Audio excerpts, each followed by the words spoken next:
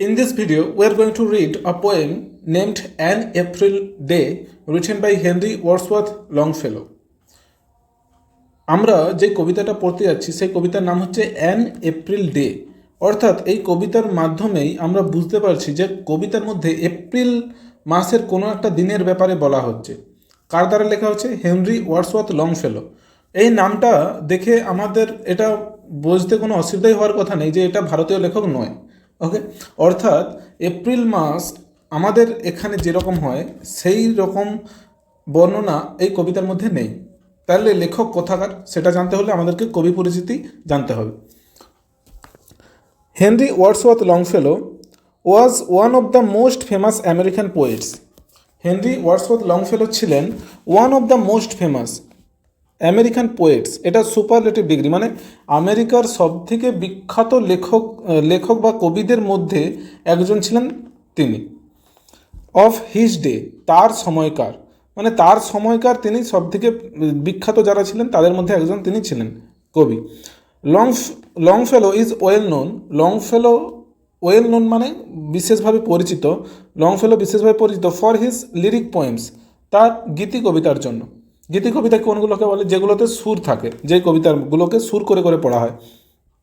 Noted for দিয়ার মিউজিক্যালিটি, এবং সেই কবিতাগুলোকে বিশেষভাবে সেই কবিতাগুলো কেন পরিচিত? লিরিক পোয়েমসগুলো তার কেন পরিচিত?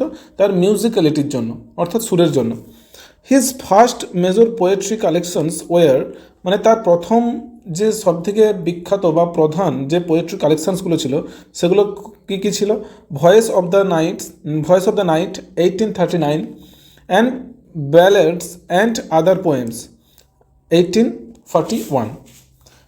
The present text is a part, বর্তমানের আমরা যে পোয়েমটা পড়বো, যেই কবিতাটা বর্তমানে আমরা পড়বো সেটা একটা অংশ, ইজ আ পার্ট মানে একটা অংশ অফ লংফেলোস পোয়েম, লংফেলোর একটা কবিতার, অফ দ্য সেম নেম মানে এই একই নামের। অর্থাৎ লংফেলোর একটা কবিতা আছে যেটার নাম হচ্ছে অ্যান এপ্রিল ডে, সেখান থেকেই তোমাদের এই কবিতাটা নেওয়া হয়েছে। মানে পুরো কবিতাটা দেওয়া হয়নি, অর্থাৎ কবিতাটা অনেক বড়, সেখান থেকে কেটে দেওয়া হয়েছে। এখানে কয়েকটা কোশ্চেন করা হয়েছে।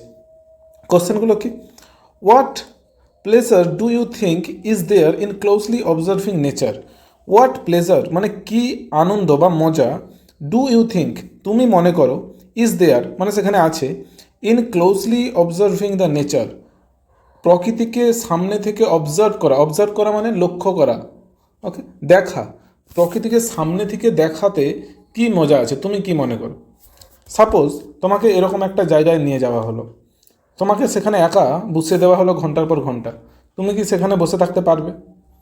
যদি বসে থাকতে পারো, কেন বসে থাকতে পারবে? সৌন্দর্যতা যদি তুমি খুঁজে পাও এই সিনারিটার মধ্যে, কোন জিনিসটা তোমাকে সব থেকে অ্যাট্রাক্ট করবে বা আকর্ষিত করবে, সেটাই প্রশ্ন করছে। তোমার কি মনে হয় যে অবজার্ভিং নেচার ক্লোজলি মানে সব থেকে কাছ থেকে যদি আমরা প্রকৃতিকে দেখি সেটা হচ্ছে কোনো কি মজা দেবে, বা যদিও দেয় কী মজা দেবে সেটা জিজ্ঞাসা করছে।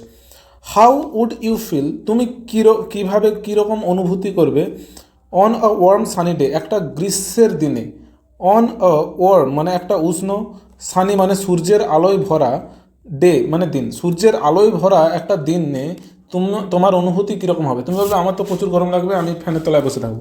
না, এটা আমেরিকাতে বছরের বেশিরভাগ সময় ঠান্ডা থাকে বা শীত থাকে, সেখানে এরকম চারিদিক বরফে ঢাকা থাকে কয়েক মাসের পর মাস। এই রকম বরফ যখন এরকম বরফ যখন গলে যায় তারপরে কি আসে? স্প্রিং, অর্থাৎ উইন্টারের পরে কি আসে? স্প্রিং। আমরা এটা দেখলে বুঝতে পারবো। আমাদের ইংলিশে যদি আমরা দেখতে চাই, মানে ইউরোপ আমেরিকার ক্ষেত্রে সেখানে 4টা ঋতু ধরা হয়। কি কি? উইন্টার, স্প্রিং, সামার এবং অটাম। উইন্টার কোন কোন মাসগুলোকে নেওয়া হয়? ডিসেম্বর, জানুয়ারি, ফেব্রুয়ারি। আমাদের এখানেও কীরকম। তারপরে মার্চ, এপ্রিল, মে এগুলোতে আসে কি? Spring. June, July, August summer. তারপর সেপ্টেম্বর, অক্টোবর, নভেম্বর অটাম। আমাদের বাংলাতে 6টা ঋতু ধরা হয়, কিন্তু ইংলিশে আমরা এই 4টাই ধরি, রাইট? তাহলে প্রত্যেকটা ঋতুর জন্য 3 মাস করে। এবার আমাদেরকে দেখতে হবে যে এপ্রিল মাস, আমাদের কবিতার নাম কি? অ্যান এপ্রিল ডে, অর্থাৎ এপ্রিল মাসের একটা দিনের কথা কবিতায় বর্ণনা করেছেন কবি। তাহলে এপ্রিল মাসটা কোন ঋতুর অন্তর্গত? Spring, right? স্প্রিংটা কার পরে আসে? উইন্টার, শীতের পরে। অর্থাৎ আমেরিকা যখন এরকম চারিদিক বরফে ঢাকা এই এরকম কঠোর শীতের পরে যেটা আসে সেটা হচ্ছে স্প্রিং। স্প্রিংয়ে কী হয়, চারিদিক সূর্যের আলোয় ভরা থাকে, অর্থাৎ সেখানে যে সিনারিটা হবে সেটা হচ্ছে আরামদায়ক। এখানে সূর্যের আলোকে দুঃখের সাথে তুলনা করলে হবে না, কারণ ভারতে আমাদের সূর্যের আলো দুঃখের সাথে তুলনা করে যে প্রচুর গরম, প্রচুর একটা কষ্টকর বিরক্তিকর অবস্থা। কিন্তু যদি আমেরিকা ইউরোপের পরিপ্রেক্ষিতে ভাবো, সেটা হচ্ছে যে খুবই একটা আনন্দের সময়, রাইট? সেটা হচ্ছে যে অতটাও মানে খুবই একটা আনন্দের সময়, কারণ এখানে শীতকালটা অনেক দুঃখের। আমাদের এখানে বেশিরভাগ জনের ফেভারিট সিজন হচ্ছে যে শীতকাল ভারতে, কিন্তু ইউরোপ আমেরিকাতে শীতকালে সিনারি যেহেতু এরকম হয় অনেকটা, এটা লন্ডনের ছবি, তো যেহেতু অনেকটা এরকম হয় সেই জন্যে কী হয় যে শীতকালটা তারা একটু পছন্দ করে না, গ্রীষ্মকালটাকে তাদের খুব পছন্দ। তো এখানে প্রশ্ন করছে, how would you feel on a warm sunny day? এরকম একটা সূর্যের আলোয় ভরা দিনে তুমি কেমন অনুভূতি করবে? সাপোজ তুমি আমেরিকাতে এখন আছো, তোমার কেমন অনুভূতি হবে? Walking through a green wood. Walking through মানে মধ্য দিয়ে, ওয়াকিং মানে হাঁটা, ওয়াক মানে হাঁটা, ওয়াকিং মানে হেঁটে যদি হাঁটতে থাকো একটা সবুজ বনের মধ্য দিয়ে। উড মানে এখানে বন, কাঠ নয়। কিন্তু আমরা জেনারেলি জানি যে উড মানে কাঠ হয়, আর উডস উডস মানে হয় বন, কিন্তু এখানে উড মানেই বন বলছে।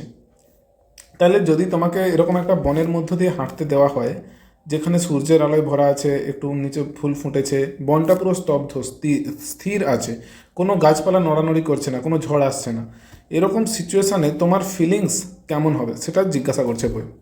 ওকে, এটা ভালো করে দেখে নাও যে প্রথমে আসে উইন্টার, মানে ডিসেম্বর, জানুয়ারি, ফেব্রুয়ারি এগুলো উইন্টার। উইন্টারের ঠিক পরে আসে স্প্রিং। আমাদের কবিতাতে আছে অ্যান এপ্রিলে, অর্থাৎ স্প্রিং যে ঋতু আছে সেই ঋতুরই একটা দিনের কথা কবি তার কবিতার মাধ্যমে ফুটিয়ে তুলেছে আমাদের সামনে, যে এই ঋতুটার একটা দিনের ছবি কেমন হয়। পিকচার যদি তোমাকে এরকম একটা দিনের কথা বর্ণনা করতে বলে, যে প্রকৃতি তুমি কি কি দেখছো স্প্রিংয়ে, এপ্রিল মাসের একটা দিনে, তুমি যা যা লিখবে তারপরে মিলে দেখবে যে কবির সঙ্গে তোমার যে লেখার কটা মিল আছে। ওকে, তোমাকে যদি বলা হয় তোমাকে ইউরোপের ট্যুর দেওয়া হবে, কোন সময় তুমি যেতে প্রেফার করবে? এরকম চারিদিক বরফে ঢাকা এইরকম ঋতুতে, না এইরকম চারিদিক বেশ পরিষ্কার এরকম ঋতুতে? অনেকে বলবে আমরা তো এরকম জায়গা দেখে থাকি আমাদের ভারতেও, তাই আমরা বরফ দেখতে যাব, রাইট? কিন্তু ইউরোপের আসল সৌন্দর্যতা যদি দেখতে হয়, এরকম চারিদিক বরফে ঢাকা থাকলে দেখে একটুও মজা আসবে না, রাইট? বরফ দেখার জন্য আমরা কাশ্মীর যেতে পারি, দার্জিলিং যেতে পারি। আসলে তোমাদেরকে এখানে যদি জিজ্ঞাসা করা, এই ছবিটা দেখলে ভালো বুঝতে পারবে যে আরএফএল টাওয়ার ঘুরতে নিয়ে যাওয়া হবে প্যারিসে। তো তোমরা কোন সময়ে যেতে বেশি প্রেফার করবে, এই রকম সময় না এই রকম সময়? 99% জন জবাব দেবে এইরকম সময়, কারণ গাছে কত সুন্দর সুন্দর ফুল ফুটে আছে, আকাশটা কি সুন্দর পরিষ্কার, চারিদিকে কত লোকজন। আর শীতকালে গাছগুলো গাছে কোনো ফুল নেই, পাতার রং দেখা যাচ্ছে না, চারিদিক শুধু সাদা আর সাদা, আকাশ পুরো কুয়াশায় ভর্তি, রাইট? নিচেও বরফে পুরো ঢাকা, আর এখানে দেখো নিচে রাস্তাগুলো সুন্দর দেখা যাচ্ছে। তাহলে কোন সময় যেতে তোমরা প্রেফার করবে? এই সময়, রাইট? তাহলে এটা কারণ এই সময় যাওয়ার কি কারণ, এটা হচ্ছে সৌন্দর্যতাকে ফুটে তুলছে। তাহলে এটা এরকম স্প্রিংয়ের সময় কবি প্রকৃতির মধ্যে যেই সৌন্দর্যতাগুলো খুঁজে পেয়েছে, সেই সৌন্দর্যতাগুলোকেই কবিতার মাধ্যমে ফুটিয়ে তোলার চেষ্টা করেছেন। ওকে, তো চলো প্রথম স্ট্যাঞ্জাটা পড়া যাক। প্রথম স্ট্যাঞ্জাতে কবি কি বলেছেন? When the warm sun, when মানে যখন, দ্য ওয়ার্ম সান মানে উষ্ণ সূর্যের আলো, দ্যাট মানে যেটা, এখানে সান বলছে, এটা হচ্ছে সিঙ্গুলার, সেই জন্য এখানে দ্যাটের পর যে ভার্বটা এসেছে সেটা হচ্ছে ব্রিং, রাইট? এটাকে অ্যান্টিসিডেন্ট বলে। তো এই যে ব্রিংস ওয়ার্ডটা আছে, এটা হচ্ছে ভার্ভ। এই ভার্বের পরে এস বা ইএস যোগ হয় কখন? প্রেজেন্ট ইনডিফিনিট টেন্সে, যখন সাবজেক্ট থার্ড পারসন সিঙ্গুলার হয়। সেই জন্য বলছে যে when the warm sun that brings, যখন উষ্ণ সূর্য যেটা আনে, সিড টাইম মানে বীজ বপনের সময়, অ্যান্ড হারভেস্ট এবং ফসল কাটার সময়। অর্থাৎ উষ্ণ সূর্য কাকে ডেকে আনে? ফসল কাটার সময় এবং বীজ বপনের সময়। আমরা এরকম বলতে থাকি যে শরৎকাল কাশ ফুলের সাথে সাথে আমাদের দেবী দুর্গা মাকে ডেকে আনে, রাইট? শরৎকাল কি অ্যাকচুয়ালি ডাকে? না, শরৎকালের সময় ওটা হয়, তাই তো আমরা বলতেই পারি যে শরৎকাল দেবী দুর্গাকে ডাকে। সেরকমই বলছে যে সূর্যের আলো যখন আসে, এরকম কঠোর চারিদিকে যখন ঠান্ডা, এরকম কঠোর চারিদিকে ঠান্ডা, শীতকাল যাওয়ার পর কি আসে, স্প্রিং আসে। যখন স্প্রিংয়ের সময় সূর্যের আলো এরকম চারিদিকে বেশ চারিদিক সানি মানে সূর্যের আলোয় ভরা গোটা পরিবেশটা, তখন সেই সময়টা কাকে ডেকে আনে, দ্যাট ব্রিংস, যেটা ডেকে আনে সিড টাইম। সিড টাইম মানে বীজ বপনের সময়, এটাকে বীজ বপন বলা হয়, ঠিক আছে। এবং এটাকে বলা হয় হারভেস্ট। তাহলে সূর্যের আলো, প্রখর সূর্যের আলো, দেখো যখন হারভেস্ট করা হচ্ছে বা বীজ বপন করা হচ্ছে, আকাশ পরিষ্কার থাকে, কালো মেঘে চারিদিক ঢাকা নয়। ওকে, তাহলে বলছে যে সূর্যের আলো কাকে ডেকে আনে, বীজ বপনের সময় ডেকে আনে এবং হারভেস্ট ডেকে আনে। হারভেস্ট এবং বীজ বপনের মধ্যে কোনটা আগে হয়? আগে ফসল কাটা হয়, তারপরে বীজ বপন হয়, তাই তো। তাহলে প্রথমে হারভেস্ট, তারপরে সিড টাইম। তারপরে কমা দিয়ে বলছে হ্যাজ রিটার্নড এগেন, আবার ফিরে এসেছে। এখানে দুটো ক্লজ আছে, একটা হচ্ছে প্রিন্সিপাল ক্লজ আর একটা সাবঅর্ডিনেট ক্লজ। প্রিন্সিপাল ক্লজ মানে মেন সেন্টেন্স কোনটা?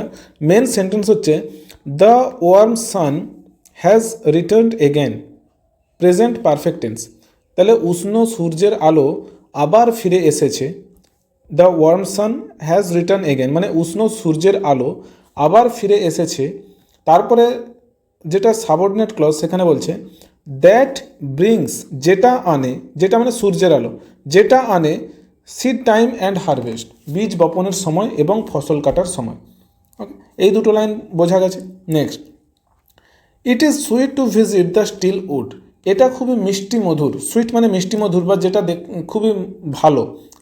ইট ইজ সুইট, এটা খুবই মিষ্টি মধুর। টু ভিজিট মানে ঘুরে আসা, ভিজিট মানে ঘুরতে, দেখা, দেখতে যাওয়া। টু ভিজিট মানে ঘুরে আসা, এটা খুবই মিষ্টি ঘুরে আসা। দ্য স্টিল উড মানে স্টিল মানে স্তব্ধ, যেটা দাঁড়িয়ে আছে। এখানে স্টিল মানে অনেক হয়, স্টিল মানে এখনও হয়, তবুও হয়। স্তব্ধ হয়, স্তব্ধ মানে থেমে থাকে, কোনো নড়াচড়া নেই, সেটাকে বলা হয় স্টিল। ওকে, তুই স্টিল হয়ে গেছিস কেন? স্টিল হয়ে গেছিস মানে সে পুরো স্তব্ধ সোজা দাঁড়িয়ে আছে, কোনো নড়াচড়া করছে না, স্টিল হয়ে গেছে। এটা হচ্ছে অ্যাডজেক্টিভ তখন। আর যখন তখনও, এখনও এরকম হয়, তবুও হয়, সেগুলো অ্যাডভার্ব। তাহলে স্টিল উড, উড মানে স্থির জঙ্গল। অর্থাৎ কবি এখানে বলছেন যে আমার স্তব্ধ জঙ্গল, স্তব্ধ জঙ্গল মানে এই ছবিটাতে দেখো, গাছপালাগুলো কি ঝড়ে চারিদিকে নড়াচড়া করছে? নড়াচড়া করছে না, পুরো সোজা দাঁড়িয়ে আছে, রাইট? এইটাকেই বলছে স্তব্ধ, মানে স্টিল, পুরো সোজা দাঁড়িয়ে আছে, কোনো নড়াচড়া নেই। এই রকম জঙ্গলকে কবির দেখতে খুবই মিষ্টি মধুর লাগে। মানে কবি যখন এইরকম একটা বনে ঘুরতে যায় একটা এপ্রিল মাসের দিনে, তখন হচ্ছে কবির সেটা খুবই ভালো লাগে। হোয়ার মানে যেখানে, কোথায়, হোয়ার মানে কোথায়, স্টিল উড মানে যেখানে স্তব্ধ বনভূমি, স্তব্ধ বনভূমি যেখানে স্প্রিংস, স্প্রিংস মানে ফুটে ওঠে, স্প্রিং কথাটার মানে ফোঁটা, তাহলে তার সাথে এস কেন যোগ আছে? এখানে হচ্ছে যে যেটা, যে কে ফুটে ওঠে, ফার্স্ট ফ্লাওয়ার, সেই জন্য এখানে এস যোগ হয়েছে। তাহলে পুরো সেন্টেন্সটা পড়ি, where springs the first flower of the plain, যেখানে ফুটে ওঠে প্রথম ফুল সমতল ভূমির। অর্থাৎ সমতল ভূমির প্রথম ফুল যেখানে ফুটে ওঠে, সেই রকম স্তব্ধ বনভূমিতে ঘুরতে যেতে আমার খুব ভালো লাগে। এটা যে স্তব্ধ বনভূমি যেখানে সমতল ভূমির প্রথম ফুল ফুটেছে, সেইখানে ঘুরতে যেতে আমার খুব মিষ্টি মধুর লাগে। কার না লাগে? আমারও লাগে, তোমারও লাগবে। এরকম যদি জায়গায় আমরা ঘুরতে যাওয়ার সুযোগ পাই। কেন? শীতকালে যখন হচ্ছে যে চারিদিক বরফে ঢাকা, তখন হচ্ছে সমতল ভূমিতে ফুল ফোটার সুযোগ থাকে না, কারণ এত ঠান্ডাতে সূর্যের আলো নেই, তার উপর চারিদিক বরফে ঢাকা, তখন ফুল ফোটে না। কিন্তু যখনই উইন্টার কাটার পর স্প্রিং আসে, তখন সমতল ভূমিতে ফুল ফুটতে থাকে। সেই জন্য কবি বলছেন যে আমার এই রকম বনভূমিতে ঘুরতে যেতে খুব দারুণ লাগে, মজা লাগে। সুইট বলছে কথাটা, যে আমার খুব দারুণ লাগে এরকম স্তব্ধ বনভূমিতে ঘুরতে যেতে, যেখানে সমতল ভূমির প্রথম ফুলগুলো ফুটে ওঠে। কত সুন্দর সুন্দর ফুল হয়ে আছে, এরকম সুন্দর সুন্দর ফুল যেখানে ফুটে ওঠে, সেরকম স্তব্ধ বনভূমি ঘুরতে যেতে আমার দারুণ মজা লাগে। এটা কে বলছেন? আমাদের লেখক বা কবি বলছেন। এবার এই দেখো কত সুন্দর ফুল ফুটে আছে সমতল ভূমিতে। এখানে কবি যদি আসেন, এখানে বসে থাকবেন। Okay, next, I love the season well. I love মানে আমি ভালোবাসি, দ্য সিজন ওয়েল এই ঋতুটিকে খুবই, মানে এই ঋতুটিকে আমি খুব ভালোবাসি। কোন ঋতু? স্প্রিং। এপ্রিল মাস কোন ঋতুর আন্ডারে আসে? স্প্রিংয়ের আন্ডারে। তাহলে কবি স্প্রিংকে বা বসন্তকালকে খুব ভালোবাসেন। ওয়েন যখন, ফরেস্ট গ্ল্যাডস, গ্ল্যাড কথাটার মানে এসটা বাদ দাও, গ্ল্যাড কথাটার মানে হচ্ছে বনের মধ্যে ফাঁকা মাঠ। কীরকম? এইরকম বন আছে, একটা ফরেস্ট আছে, সেখানে হচ্ছে চারিদিকে গাছপালা আছে। তার মধ্যে কিছু কিছু জায়গা থাকে যেখানে ফাঁকা জায়গা, যেখানে কোনো গাছপালা নেই, এখানে আমরা খেলাধুলো করতে পারি গিয়ে, এই অংশটাকে বলা হয় গ্ল্যাড। ওকে, বনের মধ্যে এরকম অনেক অংশ থাকে, তাই জন্য এখানে ওয়ার্ডটা প্লুরাল করে দিয়েছে glades. When the forest glades, যখন বনের মধ্যে ফাঁকা জায়গাগুলো আর টিমিং, TEEM, টিম কথাটার মানে হচ্ছে পরিপূর্ণ বা ভর্তি, টিমিং উইথ ব্রাইট ফর্মস। ব্রাইট কথাটার মানে হচ্ছে সামথিং, এখানে দেখো ফর্ম মানে হচ্ছে something is visible because of light, মানে আকৃতি বোঝাচ্ছে, ফর্ম মানে অ্যাকচুয়ালি আকৃতি, আর ব্রাইট মানে উজ্জ্বল, উজ্জ্বল আকৃতি মানে এখানে সানলাইট বোঝাতে যাচ্ছে। ওকে, সহজ ভাষায় এখানে ব্রাইট ফর্মস মানে কাকে বোঝাতে যাচ্ছে? সানলাইট মানে সূর্যের আলো। তাহলে বলছে ওয়েন ফরেস্ট গ্ল্যাডস, যখন বনের মধ্যে ফাঁকা মাঠগুলো আর টিমিং উইথ ব্রাইট ফর্মস মানে পুরোপুরি ভর্তি কিসের দ্বারা? সূর্যের আলোর দ্বারা। এখানে যদি দেখি যেখানে বন আছে এখানে সূর্যের আলোগুলো গাছে আটকে যাচ্ছে, তাই গাছের গোড়াতে কি আলো যেতে পারবে পুরোপুরি? না। কিন্তু যেখানে গাছ নেই, ফাঁকা মাঠ, সেখানে আলোয় পুরো ভর্তি হয়ে গেছে চারদিক। সেটাই বলছে যে বনের মাঝে যে ফাঁকা মাঠগুলো আলোতে পুরো ভর্তি হয়ে যায় চারিদিক। আমি সেই ঋতুটাকে খুব ভালোবাসি, যখন বনের মধ্যে ফাঁকা জায়গাগুলো কি হয়? আলোতে ভর্তি হয়ে যায়। উইন্টার, শীতকালে কি হয়? শীতকালে এই জায়গাগুলো কিসে ভর্তি থাকে? সূর্যের আলোয় ভর্তি থাকে না বরফের চাদরে ঢাকা থাকে, বরফে ঢাকা থাকে। কিন্তু আমাদের কবি বলছেন আমি বরফে ঢাকা পছন্দ করছি না, মানে সেটা যদিও কবিতাতে বলা নেই, বলছে যে যখন সূর্যের আলোতে ভরা থাকে সেই ঋতুটাকে আমার খুব পছন্দ। Nor dark and many folded clouds foretell the coming on of storms. Dark and many folded clouds কী জিনিস সেটা আগে আমরা দেখে নিই। এটা হচ্ছে dark and many folded clouds. Many folded মানে একটা তাকের পর এরকম তাক থাকবে, তারপর এরকম, এইগুলোকে বলা হয় মেনি ফোল্ডেড। তাহলে মেনি ফোল্ডেড কোন মেঘ হয়? আমরা ভূগোলে পড়ে থাকি কিউমুলোনিম্বাস, যেই মেঘটা কালবৈশাখীর সময় দেখা যায়, অনেক সময় দেখা যায়, যেগুলো এলে বৃষ্টি হওয়ার সম্ভাবনা সবথেকে বেশি থাকে। তাহলে এরকম যখন মেঘ আসে আমরা অটোমেটিক বুঝতে পেরে যাই যে এবার একটা ঝড় আসবে। তাহলে এই যে মেঘটা কি কালো, এক নম্বর ডার্ক, আর মেনি ফোল্ডেড মানে বললাম অলরেডি, যখন এরকম dark and many folded clouds অর্থাৎ কালো এবং অনেকগুলো তাকে পরপর সাজানো, যে মানে ঘন কালো মেঘ বলতে পারি, ঘন কালো মেঘ যখন আকাশে আসবে তখন হচ্ছে যে আমরা অলরেডি ভবিষ্যৎবাণী করতে পারি, এই মেঘগুলো ভবিষ্যৎবাণী করে দেয় যে এবার ঝড় আসবে। তাই তো, যখন এরকম কালো মেঘ আকাশে দেখতে পাই আমরা, তখন আমরা বুঝতেই পারি যে এরকম ঝড় আসবে, বা এই মেঘগুলো নিজে থেকেই বলে দেয় যে এবার কেউ একটা আসছে, যে ঝড় আসছে, রাইট? এরকম ঝড় আসবে। এখানে কবি বলছেন যে nor dark and many folded clouds foretell, মানে এরকম ঘন কালো মেঘগুলো ভবিষ্যৎবাণী করে না।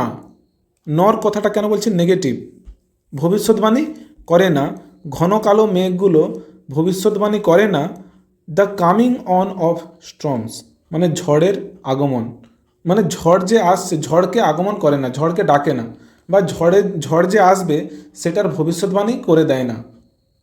এপ্রিল মাসের দিনগুলো আকাশ এরকম চারিদিক খালি, তাহলে কালো মেঘ নেই, সে কিভাবে ভবিষ্যৎবাণী করবে যে এবার ঝড় আসছে?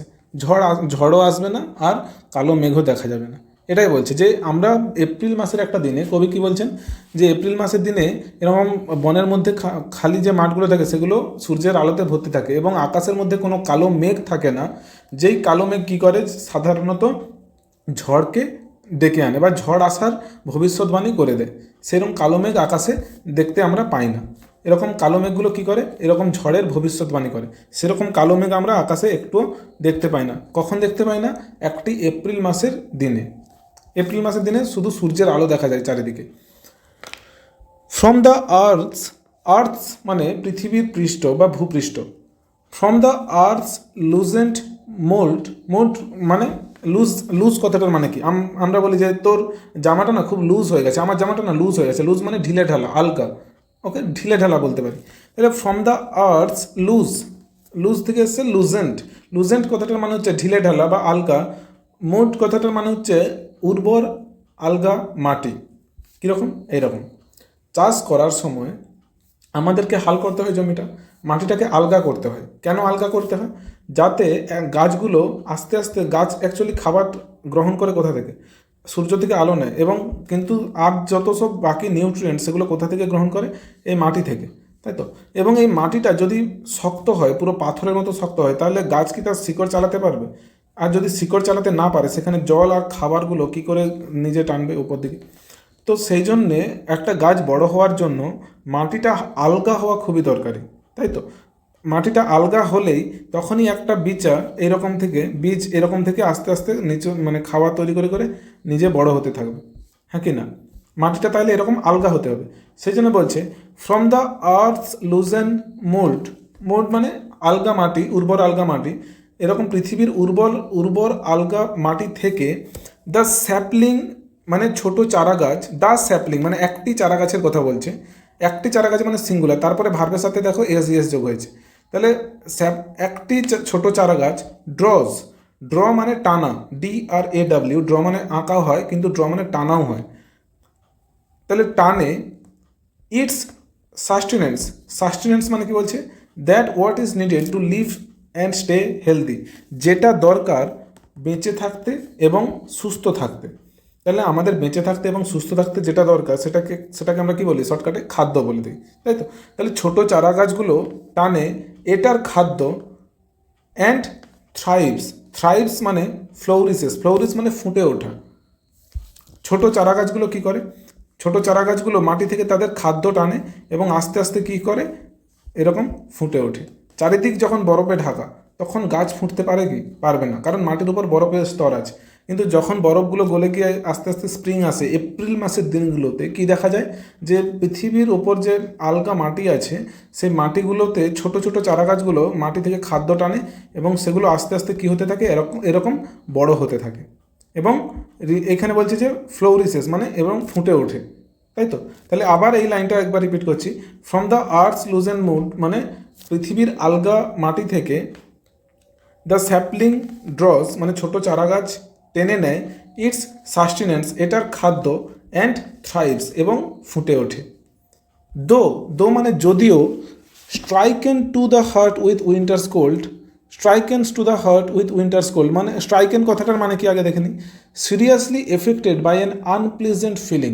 সিরিয়াসলি এফেক্টেড মানে গভীরভাবে আক্রান্ত, কিসের দ্বারা? বাই অ্যান আনপ্লেজেন্ট মানে বিরক্তিকর, ফিলিং মানে অনুভূতি, বিরক্তিকর অনুভূতির দ্বারা গভীরভাবে আক্রান্ত। কে তোমরা? না, বড় বড় গাছগুলো। কোন গাছগুলো? এখানে একটা ছবি ছিল, দেখাচ্ছি। এখানে এই যে গাছগুলো শীতকালে কি হয়? যখন সূর্যের আলো পাচ্ছে না, চারিদিক প্রচুর ঠান্ডা, বায়ুমণ্ডল প্রচুর ঠান্ডা, তখন এই গাছগুলো ঠিকঠাক খাবার তৈরি করতে পারছে না, তার উপর এত টেম্পারেচার, সেগুলো দুর্বল হয়ে পড়ে। তোমাকে যদি কিছুদিন খাবার না দেওয়া হয়, তুমি দুর্বল হয়ে পড়বে, তো নিচের দিকে হেলে যাবে। সেরকমই গাছগুলো নিচের দিকে হেলে যাচ্ছে, এরকম বলতে যাচ্ছে যে গাছগুলো এরকম সোজা দাঁড়িয়ে থাকে না, গাছগুলো এরকম থেকে তারপর এরকম হেলে যায়। ওকে, গাছগুলো এরকম মাটির দিকে কী হয়? ঝুঁকে পড়ে। সেই জন্য বলছে, এবার লাইনটায় যাই, ভালো করে বুঝতে পারবে। এখানে বলছে দো মানে যদিও, stricken to the heart, stricken মানে গভীরভাবে আক্রান্ত হৃদয় থেকে, উইথ উইন্টার্স কোল্ড মানে শীতকালের ঠান্ডার দ্বারা, দ্য ড্রুপিং ট্রি, ড্রুপ কথাটার মানে হচ্ছে যে টু বেন্ড ডাউনওয়ার্ডস মানে নিচের দিকে ঝুঁকে যাওয়া, মাটির দিকে মুখ করে ঝুঁকে যাওয়া। তাহলে নিচের দিকে মাটির দিকে মুখ করে ঝুঁকে যাওয়া গাছগুলো রিভাইভস মানে পুনরায় জেগে ওঠা। রিভাইভ কথাটার মানে হচ্ছে পুনরায় জেগে ওঠা। আর এসটা কেন আছে? কারণ এখানে ট্রি আছে, ট্রিজ নয়। তো এখানে বলছে যে যেই বড় গাছটি শীতকালে মানে এত ঠান্ডায় মাটির দিকে মুখ করে ঝুঁকে পড়েছিল, সেগুলো এপ্রিল মাসে কি হয়? সূর্যের আলো পেয়ে আবার পুনরায় জেগে ওঠে। তাদের অবস্থা কীরকম ছিল শীতকালে? তারা যদিও শীতকালে মন থেকে বা হৃদয় থেকে গভীরভাবে আক্রান্ত ছিল, উইথ উইন্টার্স কোল্ড মানে এত ঠান্ডায়, কিন্তু তারা আবার এপ্রিল মাসের দিনগুলোতে আবার জেগে ওঠে। রাইট? দেখো, মাটিটা আলগা, ছোট চারা গাছগুলো এখান থেকে খাবার টানতে পারে। যদি শক্ত হতো তাহলে টানতে খুবই অসুবিধা হতো। Next, the softly warbled song. The softly মানে মৃদু। ওকে, ওয়ার্বল্ড মানে কি? নোট চেঞ্জ করা, যেমন যখন পাখিগুলো গান করে কু কু করে, মানে প্রথমে আস্তে তারপরে জোরে তারপরে আবার জোরে, এরকম করে যখন আস্তে আস্তে মানে স্কেল চেঞ্জ করতে থাকে, স্কেল মানে একটু আস্তে তারপরে আবার একটু জোরে আবার একটু জোরে, এরকম করে যখন গান গাইতে থাকে সেটাকে বলছে ওভারবেল্ট। ওভারবেল্ট কথাটার মানে তোমাদের বই যেটা দিচ্ছে যে singing with rapidly changing notes, মানে গান করছে কীরকম, র্যাপিডলি কথাটার মানে হচ্ছে দ্রুত, আর চেঞ্জিং মানে পরিবর্তন, তাহলে দ্রুত চেঞ্জ করছে, দ্রুত পরিবর্তন করছে যেই মানে নোটগুলো, যেমন কু কু কু তাহলে 3বার করলাম, কিন্তু এটা যখন প্রথমে আস্তে করলো তারপরে একটু জোরে তারপরে আরও জোরে করলো, এটাকে বলছে র্যাপিডলি চেঞ্জিং নোটস। ওকে, তাহলে পাখিগুলো এরকম গান করে কীরকম, সফটলি মৃদুভাবে। কামস, সেই পাখিগুলো কী করে, সরি, দ্য সফটলি ওয়ারবেল সংস, এরকম মৃদু গান, সং এরকম মৃদু গান, কামস মানে আসে, তাহলে কি আসে, এরকম মৃদু গান আসে। ফ্রম দ্য প্লিজেন্ট উডস, কোথা থেকে এরকম মৃদু গান আসে, মৃদু এরকম নোট চেঞ্জিং গান কোথা থেকে আসে, প্লিজেন্ট উডস। প্লিজেন্ট কথাটার মানে হচ্ছে মনোরম, আনন্দদায়ক। মনোরম উডস মানে জঙ্গল, তাহলে মনোরম জঙ্গল থেকে পাখির ডাক শোনা যায়, অ্যাকচুয়ালি পাখির গানগুলো শোনা যায়, এটাই বলছে, পাখি এরকম জঙ্গল থেকে পাখির গানগুলো শোনা যায়, রাইট। অ্যান্ড কালার্ড উইংস, এবং রং বেরঙের, উইঙ্ক কথাটার মানে হচ্ছে ডানা, রং বেরঙের ডানাগুলো, রং বেরঙের ডানাগুলো মানে পাখিগুলোকে বোঝাচ্ছে, পাখিগুলো রং বেরঙের পাখিগুলো গ্ল্যান্স, গ্ল্যান্স মানে এক ঝলক তাকানো, যেমন আমি যদি কারো দিকে এক ঝলক তাকেই চোখ সরিয়ে নিই সেটাকে বলা হয় গ্ল্যান্স। ওকে, সূর্যের দিকে এরকম glance quick in the bright sun, quick মানে দ্রুত, ইন দ্য ব্রাইট সান মানে সূর্য, উজ্জ্বল সূর্যতে, ইন মানে তে বোঝায়, মানে কোনো জিনিসের দিকে বোঝায়, তাহলে উজ্জ্বল সূর্যের দিকে পাখি কি করে, দৃষ্টিপাত করে, মানে সঙ্গে সঙ্গে দেখলো আবার চোখ সরিয়ে নিল, এটাকে বলা হয় কি, দৃষ্টিপাত করা বা এক নজরে দেখা, এক পলক দেখা। ওকে, এক পলক দেখেই চোখ সরিয়ে নেয় সঙ্গে সঙ্গে, কে করে এগুলো, কালার্ড উইংস। তাহলে রং বেরঙের পাখিগুলো সূর্যের দিকে এক ঝলক তাকেই চোখ সরিয়ে নেয়, right, quick glance. That moves, এবং সেই পাখিগুলো কি করে, মুভস মানে ঘোরাঘুরি করে, অ্যালং, অ্যালং মানে বরাবর, দ্য ফরেস্ট ওপেনিংস বনের খোলা মুখ দিয়ে, পাখিগুলো কি করে, বনের এই যে খোলা মুখ, এইগুলো হচ্ছে বনের খোলা মুখ, এরকম বনের খোলা মুখ বরাবর পাখিগুলো বারবার যাওয়া আসা করে। ওকে, তাহলে এই প্যারাগ্রাফটা ভালো, এই স্ট্যান্ডাটা একটু ভালো করে দেখো। প্রথমে কি বলছে যে আমরা বন থেকে কী পাই, মানে আমরা বলতে কবি পাই, আমি নয়, তাহলে কবি বন থেকে কী পাচ্ছে, যে মৃদু গান, নোট চেঞ্জিং গান, মানে যেগুলো সুর চেঞ্জ হচ্ছে, যেরকম পাখিরা গান করে সেরকম গান শুনতে পাচ্ছেন কবি। কোথা থেকে শুনতে পাচ্ছেন, প্লিজেন্ট উড মনোরম বন থেকে বা মনোরম জঙ্গল থেকে। And coloured wings glance quick in the bright sun, এবং রং বেরঙের পাখিগুলো দৃষ্টিপাত করে, এক দৃষ্টি তাকায় সূর্যের দিকে, পাখিগুলো সূর্যের দিকে তাকায় এবং উড়ে পালিয়ে যায়। পাখিগুলো এক জায়গায় বসে থাকতে কতক্ষণ দেখো বলো, পাখিগুলো আসে কিছুক্ষণ থাকে আবার তখনই পালিয়ে যায়, তাই তো। তো সেই জন্য বলছি যে পাখিগুলো ওখানে গান টান করে, তারপরে সূর্যের দিকে একটু তাকায়, আবার বনের যে ওপেনিংস আছে, ফরেস্ট ওপেনিংস মানে বনের যে খোলা মুখগুলো আছে সেখান থেকে সেই বরাবর বারবার যাওয়া আসা করতে থাকে। ওকে, নেক্সট, এটা ফরেস্ট ওপেনিংস বা বনের খোলা মুখ। লাস্ট স্ট্যান্ডার, ওয়েন মানে যখন, the bright sunset feels the silver Woods with light, যখন উজ্জ্বল সূর্যাস্ত, ব্রাইট মানে উজ্জ্বল, সানসেট মানে সূর্যাস্ত, ফিলস মানে ভর্তি করে বা ভরিয়ে তোলে, the silver Woods with light মানে রূপালী জঙ্গলকে আলো দিয়ে, তাহলে রূপালী জঙ্গলকে আলো দিয়ে সূর্যের আলো ভরিয়ে তুলছে, সূর্য কী করছে, তার আলো দিয়ে চারিদিক ভরিয়ে তুলছে রূপালী জঙ্গলটাকে। তাহলে যখন সূর্যের আলো রূপালী জঙ্গলকে তার আলো, যখন সূর্যাস্ত ভরিয়ে তোলে রূপালী জঙ্গলকে তার আলো দিয়ে, দ্য গ্রিন স্লোপ থ্রোজ, তখন আরও একটা জিনিস হয়, তখন কি হয়, গ্রিন স্লোপ মানে সবুজ ঢালগুলো, সবুজ ঢাল মানে এইটা ধরো একটা সবুজ ঢালগুলো কি করে, দ্য গ্রিন স্লোপ মানে সবুজ ঢাল, থ্রো মানে নিক্ষেপ করা বা ছুঁড়ে দেওয়া, থ্রোজ ইটস শ্যাডোজ মানে এর ছায়াটা ছুঁড়ে দেয়, ইন দ্য হলোজ গর্ততে, অফ দ্য হিল মানে পাহাড়ের পাশে যে গর্তগুলো থাকে, সবুজ যে উচ্চভূমিগুলো আছে সেগুলো কি করে তাদের ছায়াকে ছুঁড়ে দেয়। যেমন এই জায়গাটা দেখো, এই জায়গাটায় দেখো এগুলো কি হচ্ছে, এই যে এই জায়গাটা দেখো উচ্চভূমি যেখানে সেখানে তো সূর্যের আলো পড়তেছে, কিন্তু যেইগুলো হলো আছে গর্ত আছে সেখানে কি করতেছে এই উচ্চভূমি তার ছায়াগুলোকে ছুঁড়ে দিচ্ছে, রাইট। এই জায়গাটা দেখো উচ্চভূমি তার ছায়াটাকে ছুঁড়ে দিচ্ছে। সেই জন্য এখানে বলছে যে দ্য গ্রিন স্লোপ থ্রোস মানে সবুজ ঢালগুলো কী করে ছুঁড়ে দেয় ইটস শ্যাডোজ এর ছায়াগুলো ইন দ্য হলোজ মানে গর্ততে অফ দ্য হিল পাহাড়ের পাশে যে গর্তগুলো আছে সেইখানে সবুজ ঢালগুলো কী করে তাদের ছায়াগুলোকে ছুঁড়ে দেয়। And wide the upland gloss, wide মানে বিস্তীর্ণ, দ্য আপল্যান্ড মানে উচ্চভূমি, গ্লোজ মানে কি ফুটে ওঠে বা ঝকঝক করে, ঝিকমিক করে আর কি, উজ্জ্বল হয়ে ঝিকমিক করে। কীরকম এটা যে বিস্তৃত উচ্চভূমি সেগুলো সূর্যের আলো পাচ্ছে ডাইরেক্ট, কিন্তু তাদের যে তারা কী করছে এই গর্তগুলোতে নিজেদের ছায়া ছুঁড়ে দিচ্ছে। তাহলে বলছে যে এই যে সবুজ ঢালগুলো তাদের নিজেদের ছায়া ছুঁড়ে দেয় গর্তগুলোতে, কিন্তু উচ্চভূমিগুলো নিজেরা কি হয় সূর্যের আলোয় উজ্জ্বল হয়ে ওঠে, তাই তো। এই বর্ণনাটাই এই যে এই সিনারিগুলোকে কবিতার মাধ্যমে কবিতাতে ভাষার মাধ্যমে আমাদের সামনে কবি তুলে ধরেছেন।